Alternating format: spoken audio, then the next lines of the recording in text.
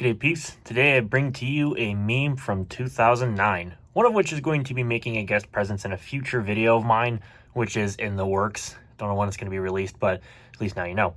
But today, let's take a look at this monstrosity that is the HP Pavilion dv7.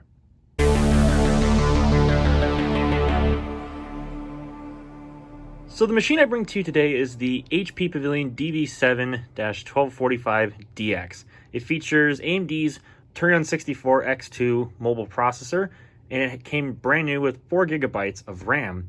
Now this machine in particular, it stood out because of its physical form factor, being that it's a desktop replacement. The specifications were not too remarkable, especially considering that at the time, Intel had a pretty decent Core 2 Duo that would absolutely wipe the floor of this thing on CPU performance. Graphics-wise, I mean, they both would have used integrated graphics. I'm sure that the HP would have had some kind of discrete GPU option on one of these. This one just doesn't have it. But that's fair enough, because obviously a lot of the laptops like this didn't have that sort of thing, so probably for thermal reasons, because the AMD ones ran pretty toasty as they were. But I digress. So taking a look at the form factor, as again I mentioned that this is a desktop replacement machine. It is a 17-inch machine, but what really makes it stand out is the actual size of the machine itself. Now you might think a 17-inch laptop, well, this seems awfully small for one. Well, here is a modern 15-inch laptop for comparison. This is just a Dell Inspiron 15 here. And as you can see, width-wise, they're not too much different. Where it really shows its 17-inch form factor is in the the tallness of the display. And that's because this, and a lot of 17-inch laptops from the day even, used a 16:10 aspect ratio display rather than the more modern and more common 16:9 aspect ratio display. And in some cases, different aspect ratios as well. See, what they did is because 17-inch LCDs were very common, I guess you could say. Let's think back to the days of like the 17-inch iMac back in the mid-2000s. I mean, obviously those used a 17-inch LCD. And we all know the PowerBook G4 17-inch, when that laptop was released in 2003, it obviously used the same LCD from the 17-inch iMac, just built in with a thinner backlight. And you could basically think of it the same way here. And it has the same similar resolution to one of those computers as well, featuring 1440 by 900 resolution, which actually for the time period was pretty average, but still pretty good for a laptop, especially considering that still a good number of cheaper options either featured 1280 by 800 or even 1366 by 768 still, whereas obviously this machine, because of its physically larger display, had a slightly better resolution. Now, of course, it wasn't the best of its class back in the day. Obviously, laptops could be fitted with a full 1080p LCD, or 1920 by 1200 in some cases, depending on the aspect ratio, which would have been fantastic for Windows Vista, which obviously is this machine's heritage, if you will, although very late in the life of Vista, but I digress. So yeah, this machine definitely hails from the days of when 17-inch laptops were actually using 16:10 instead of 16:9. Not that it makes that big of a difference, really, because, aspect ratios these days, I think some of them are 16:10, some of them are 16:9. Microsoft, in some cases, uses 3:2, so take it for what you will. But still, it's definitely a desktop replacement size machine. It even feels like it's a desktop replacement. These things were not light machines, and you better not try to carry one of these things with one hand. They almost weigh like 10 pounds, if I'm not mistaken. This one's not there, but it's pretty close, I would think. Probably like in the neighborhood of 7 to 8 pounds, if I had to predict. And this machine continues to derive itself as a desktop replacement based on the amount of ports that it has.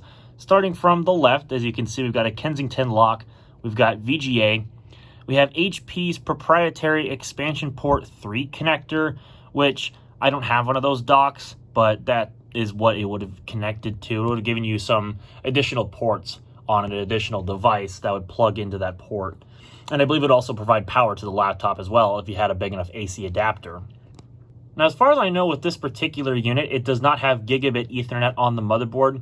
It would have only had 100 megabit, which is fine because at the time in the late 2000s, a lot of people didn't have the kind of internet speeds fast enough to saturate a 100 megabit NIC. a lot of people are still even using dial-up in the late 2000s. So to be fair, if it was 100 megabit, that was perfectly adequate for the time period. Although, of course, gigabit would have been nice. We'll have to check when we get into Windows, of course, but because I can't remember. This laptop does have integrated HDMI, which is pretty nice, and it will allow you to output a full 1080p resolution output to a TV or a HDMI-equipped monitor. So that's pretty nice to have on a machine from this era. It does have 2 USB ports, one of which doubles as an eSATA port, since back in the late 2000s, eSATA was one of the competing standards for external storage, high-speed storage specifically. And of course, that would have went along with the FireWire option, which is not equipped on this laptop, but it would have went in that knockout plug there that you can see, and it probably would have been labeled 1394. Not a big loss because, again, you know, obviously that's just a FireWire port. Over here, as you can see, we've got a card reader, which I don't know what standards it supports. I believe the labeling is underneath the display here. It's on the top, but don't quote me on that. It might be somewhere else on the machine. I can't remember. Let me just double check. No. Okay. Well, I had to double check just to make sure. And then this right here normally would house, if you had a certain model, it would have had the Windows Media Center remote control. That was an optional accessory for these dv7s. You could have ordered it as such, or you may have been able to buy it separately because, you know, obviously that's the thing. But otherwise, this is an express card slot, which you can use for expansions like USB cards and Wi-Fi cards and FireWire cards, even if you so desired. On the front of the machine, there's really not too much special about it. As you might be able to see, there are 3 indicator LEDs for power, charge status, and hard drive light. And then down there on the other far end, there is an infrared port, which is really only used if you had the Windows Media Center remote. It's nothing fantastic. I don't believe you can actually use it as an IRDA port for data transfers or anything of that sort. But you do have 3 audio jacks, headphone and microphone jacks, and I believe, yes, you can connect a second set of headphones to this machine and listen to the same audio source between 2 separate pairs of headphones without needing a splitter, which is a pretty nice feature for a machine like this, especially if you're doing a movie night or something like watching a DVD and you wanted to have another person listening to the same audio as you. To wrap up our port selection, we do have 2 USB 2.0 ports there, and then we also have a LightScribe compatible DVD-RW drive, dual layer, of course. This does not have Blu-ray. That would have came on a later model. I believe right here is a knockout plug for what would have contained an antenna jack, for which you could have connected an antenna to this, and you could have streamed television through this laptop. There was an optional TV tuner you could have ordered with one of these, and this one doesn't have it, of course, but I believe that's what the knockout plug would have been for. And then there's a modem jack, and finally the charger socket, which has its own light as far as connection status is concerned. And there's nothing on the rear of the machine besides the cooling vent. Here's the bottom of the laptop, which houses the Windows Vista Home Premium license key, as well as the HP service tag, serial number, like identifier thing, and as you can see, Pavilion dv7-1245dx on that label there. Now, there is another unique feature about the dv7, which actually made it a sort of desktop replacement machine, and that is underneath the cover here, where you'd normally be able to access your system RAM, your wireless cards, and your storage devices. This actually allows you to have dual hard drives, and I believe you can also do RAID, but don't quote me on that. But you do have the option to use dual SATA hard drives, which is a pretty heckin' feature if you ask me. Obviously nowadays that's pretty common in gaming laptops, where you have one drive as the NVMe drive and another drive as your serial ATA storage device. Or perhaps even have multiple NVMe slots, who knows. I mean, I know my HP laptop I use as my daily Windows laptop has NVMe and SATA, and I have 2 drives in there. So it's a pretty nice feature, honestly. And back in the day, it would have been a really cool feature for a desktop replacement. Not even something like the PowerBook G4 had a feature like that. So for those who really wanted the most out of their laptop as a desktop replacement, this thing would have easily fit the bill. But it unfortunately does not have some of the other features that this would have had. I believe right here may have been a subwoofer option for an upgraded sound system, which this does not have, but don't quote me on this. But I believe that is a knockout plug for a subwoofer. It probably would have had some better wireless options, including Bluetooth. I don't think this has the Bluetooth option. It probably wouldn't have mattered anyway. It's Bluetooth 2 point something, so who cares? And then finally, the cooling solution leaves much to be desired because this machine, and I don't really fault HP for this because it was probably what they had to do, but they only had the room for one cooling fan. And these AMD Turion 64s from the time, especially the X2 version like I have, they run hot. And I think this machine is also in need of a repaste because it doesn't really blow much hot air out the vent, especially when it's under load. I mean, it's not totally unusable, but it is something I might have to address in the future just because I've noticed it. I had to do that lately with another machine that was also running the fan rather loudly, but not a lot of heat was coming out. And it turns out the thermal paste situation was pretty nasty. So I actually pretty quickly corrected that machine. So I might have to do the same thing with this, but who's to say?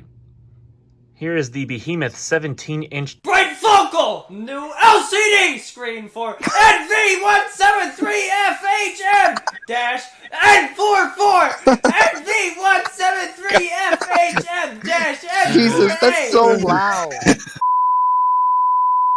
Here is the Behemoth 17-inch display. As I mentioned, 16:10 aspect ratio. Above that, it does have a webcam and it has a microphone. I don't believe that it's stereo. It might be stereo microphone. It's actually got a pretty decent opening, but I don't have any webcam software on this to make use of it. So obviously it's up to anybody's guess. I believe under Windows 10, it does have a native driver and it does work. And it looks okay for a laptop from 2009. So I would consider that to be a decent win. Obviously down here, you've got your keyboard, which is a pretty big keyboard. It does have an integrated numerical pad off to the side here, and all the arrow keys are reduced in size, but it does have the dead spot. So at least the left and right arrow keys are the same size, matching the up and down arrows. This is not a backlit keyboard. I don't believe these ever had the option for backlit keyboard. At least not unless you got like a special edition machine or maybe you ordered it from HP that way. I definitely know the newer ones did. And you got a pretty decently sized trackpad too. Of course, it's all painted, or at least it's wrapped in some kind of coating that makes it reflective, which in a way actually prevents wear spots from developing on the trackpad.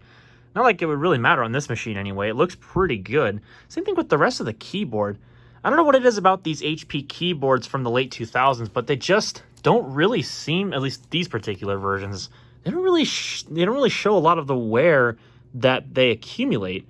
I mean, yeah, you can probably tell like some wear spots in the painting, but honestly, I've never really seen a machine of which the keyboard was worn out just by heavy use. I've usually only seen them like keys ripped off and everything, and you know, you have to replace them because obviously you can't fix the key switch because everybody breaks the keyboard keys off, and then that also breaks the key switch mechanisms. It's obviously not the cleanest in my example's case, but it's whatever. I mean, I'm trying to do my best to get this stupid keyboard clean, but hair and crumbs of food just keep falling out of it. So I apologize. You know, that's probably what you saw on the screen there. I tried to clean it. I tried. Also, the trackpad buttons are pretty clicky too. And usually on these, the buttons would probably flake their little wrapping off, just like the palm rests have done. And also, I was right, there is actually some text here for the card reader if you didn't notice. So you can probably pause the video and look if you wanted to look and see. Without further ado, other than the case badges over here, which mentioned AMD Turion 64X2, ATI Radeon graphics, and Windows Vista, I believe we can plug this thing in and turn it on. The battery in my unit does not work. It's long since been dead, and that does not surprise me for a laptop that's probably almost 12 years old, probably 11 years old at this point, going on 12 years old, and it's probably even the original battery. So you know what, I can't really fault it for not working. It's done its job, it lived its life, and so it's time to move on. So not that I plan on really buying a battery for this machine. It's too old. It's not really that powerful these days. It can still definitely be useful, but it's not the kind of thing I would probably use anymore, just given the other hardware that I have.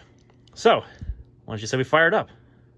All right, charging light is on, even though I know this thing has a bad battery as it's trying to show there with the error codes and intermittent flashing. Well, let's fire this thing up.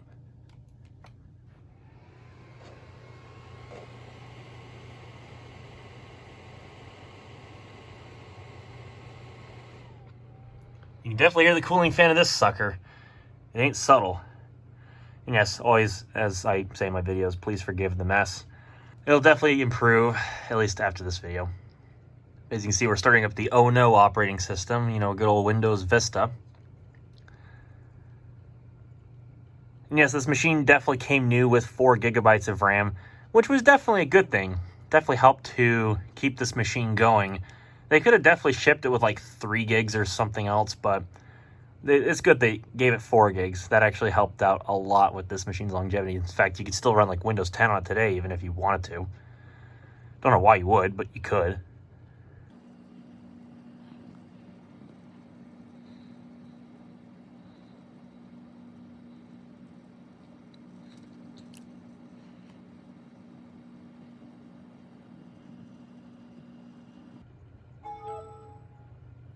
Good sound. Yeah, I need to install .NET Framework 3.5 on this. I have yet to take care of that, but hopefully I'll get onto that after this, because obviously the graphics drivers are making me do that because of the Catalyst Control Center. Anyways, you can see the Windows Welcome Center here. Woo, big deal. So let's close out of that stuff. So I actually loaded a pretty custom install of Vista on this, and I'll get onto that here in just a moment, but here's obviously the basic information. As you can see, it's Windows Vista Ultimate, Service Pack 2. There you can see it is a Turion 64X2 RM72 at 2.1 gigahertz with 4 gigabytes of RAM. That's partly why this machine runs quite toasty, is because it's got the RM72, and they were known for being a, well, effectively a portable room heater, if you will. Not as bad as like a Pentium 4, but still, for the time period, it was definitely not a very thermally efficient machine. Although it was a decent performer from the day. Nothing that obviously was going to top the Core 2 Duo, but still, for most people, it got the job done. And you can see its wonderful Windows Experience Index, which was definitely relevant for most people, /S. Yeah, gaming was not this thing's strong suit with its integrated graphics, and everything else was fairly good for the time period, although my hard drive is obviously not up to snuff anymore, but it's whatever. One thing I actually didn't notice about this thing's IDT high-definition audio is that it actually customized the little applet down here for volume.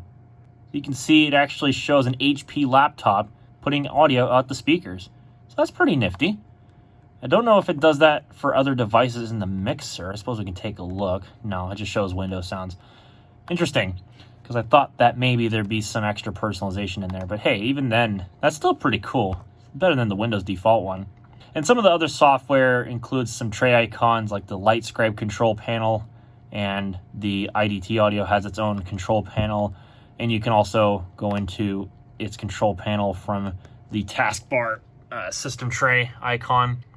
And you get all sorts of things, including equalization, and apparently has an option for SRS premium sound, which is advertised on the display bezel. And it actually, in all intents and purposes, it sounds pretty good for the time period. You can even set dark and light themes for some reason. That's pretty interesting. But you can go in here and you can apply a bunch of different presets. They basically use the presets from Windows Media Player, so that explains a lot of the familiar names in here. I don't know what the kind of bitrate is as far as Windows reports it as. I guess we can go in here and look. But this should have support for, 24-bit, 192 kilohertz studio quality sound. And as far as recording goes, we can go and take a look at the integrated microphones. And they can also be dual channel 24-bit, 192 kilohertz microphones. So it's honestly not too shabby what this laptop has going for its audio. Certainly better than some of HP's newer machines, which actually limits the audio to 48 kilohertz, I believe. Not that that's unlistenable, but still something I've noticed. So you can now go into something like Windows Media Player here, which I have yet to open. And we can try a bit of a sound test of the integrated speakers with just using some of the built-in Windows Vista sample music, because I can't be bothered to load on some no copyright music. I won't play very much, obviously, because I don't feel like getting a claim on my videos, but you'll soon get the idea once I start playing something.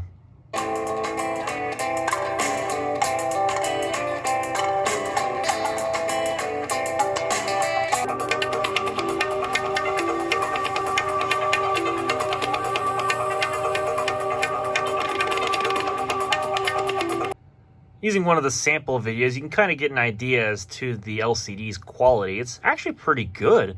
I mean, this video doesn't do it justice because it's heavily compressed, which, as you can definitely see, was a thing because obviously Windows Vista was from 2007. So video playback wasn't exactly the most high quality, but you get the idea. Maybe I'll use one of my YouTube videos here shortly, and then we can get a better idea as to how it actually looks, since that was a resolution of 720 by 480. So, In fact, we can actually use some of the built-in wallpapers to Windows Vista as a bit of a reference, which honestly, I think of any Windows version other than maybe XP, I think Vista has some of the best included wallpapers of any Windows version. And I'd argue that they're better than Windows 7 in a way, just because they're so diverse and so different. Like, this is actually, like, legitimate one of my favorite Windows Vista wallpapers, because it's just, I don't know, I really can't speak words about how nice these wallpapers are. Definitely, I know a lot of people, they give Vista crap, but they definitely don't give crap about its wallpapers. They're nice, high-resolution wallpapers, and they still hold up very well today. They still look excellent. Okay, so this looks like a stock version of Windows Vista Ultimate so far. So you might be thinking, okay, so what's so special about it? Well, obviously, if you haven't paid attention to the desktop, you might notice something about that Firefox icon. That looks a lot like the Firefox Quantum icon. And you'd be absolutely right. This actually is the Windows Vista extended kernel, a patched version of Vista Ultimate. Now, I can't tell you where to get it, but you can modify it yourself to include all of the patched files. There's ways you can do it online. Obviously, again, I'm not going to link them to you because that's technically modifying the operating system. It goes against the EULA. So that's not legal to put inside of the description, linking it here directly. But you can find it easily online enough if you know where to look. And what that allows you to do in some cases is run newer versions of programs that are designed for something like Windows 7. So for example, someone actually patched a version of Firefox Quantum to work with Vista. And it uses very similar frameworks, in fact. All you have to do is like copy over the files that it needs. And it's just as simple as that. Boom. As you can tell, here we have Firefox Quantum running right away. And we can go into the help thing over here. That's not the menu I was looking for. I was looking for the help menu. As you can see, Firefox Quantum 64.0.2.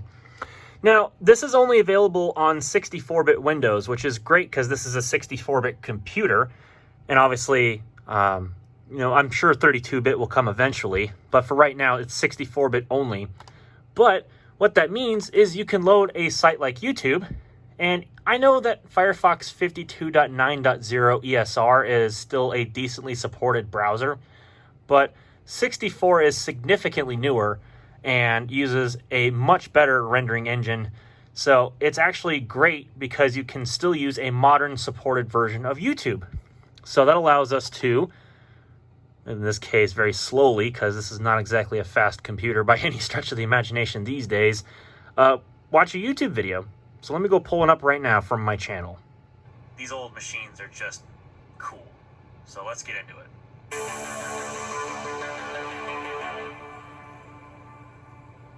As per usual, don't mind my mess because I'm usually doing it. Yes, don't mind my mess as usual. I say that very weirdly, but whatever. So as you can see, it's still perfectly capable of watching regular YouTube. And it's certainly doing it a lot better than Firefox 52.9.0 would. I mean, it's not perfect, but again, that's a hardware limitation. That's not necessarily a fault of the software, because this is still a perfectly adequate version of Firefox to use for YouTube. And it's not just limited to 64.0.2. In fact, actually, you can patch way newer versions of Firefox to work with Vista with the extended kernel. In fact, actually, some people got recent versions like 78 to work. Now, I don't know if they've gotten like 81 to work, which I don't know which the latest version is as of the making of this video, and that's probably going to be a laughing stock for future viewers, but still, that's way newer than the latest officially supported version of Firefox for Vista. And this actually helps a ton with keeping Vista supported. In fact, actually, you can get modern versions of Google Chrome to work. Now, I don't know about Microsoft Edge. I'm sure they probably have a workaround for that too if you're really interested in running that browser, which honestly, I don't see why you should on Vista specifically. But, you know, it's whatever. You probably could make it work if you had enough time and patience to patch it, which obviously I could if I was really interested in it, which, as you can see, I've kind of delved into this a little bit. But, well, I don't know. It's certainly something. So I'll let this get more mature, and then I can probably take a better look at it, especially on something like this, where its ideal operating system would be Windows Vista, because that's what it was designed for. Although ideally you could run Windows 7 on this machine just fine, but you get my idea. And it also means that you can run web apps more easily, like Discord. And I know Discord isn't necessarily the best when it comes to browser support on Firefox, but it's certainly better on Quantum than it is on 52.9.0 ESR. Let me tell you, fonts are better on this version, performance is way better, not everything is all screwed up, and it's just a much, much, much better experience. So definitely, whoever came up with the extended patch or the extended kernel patch, thank you very much. I hope that your hard work goes a long way. And, you know, as much as I'm the consumer who's using it and saying one thing and somebody might say another thing, still, the work is definitely appreciated. And obviously a lot of people using Vista from now on, especially considering the fact that Windows Update, no, tap to click's not on, especially considering Windows Update has been killed off. Yeah, certainly something like this is going to mean a lot to people. So there we have it. I mean, there's probably not too much more I can actually demonstrate with this machine, maybe like the HP MediaSmart stuff, which, woo, who cares? I mean, that's specific to this machine. But I do plan on doing a video in the future regarding Windows Vista. So stay tuned. I do have other machines coming in the works for Vista testing and such. So hopefully that means I can do a bit of a retrospective video about Vista in the future, talking about the OS, its development, performance on actual hardware, and so on and so forth. And so you'll definitely be seeing this dv7 once again. So obviously, like I said, stay tuned. But for now, that's it for this video. So hopefully you liked what you saw. And if you did, click the thumbs up button. If you didn't like the video so much, well, then the other button works too. And if you want to see more content just like this, or perhaps more entertaining content in the future, don't forget to click subscribe down below and click the bell while you're at it so you don't miss when I upload new videos. And with that having been said, thank you very much for watching. I'll see you all in the next video.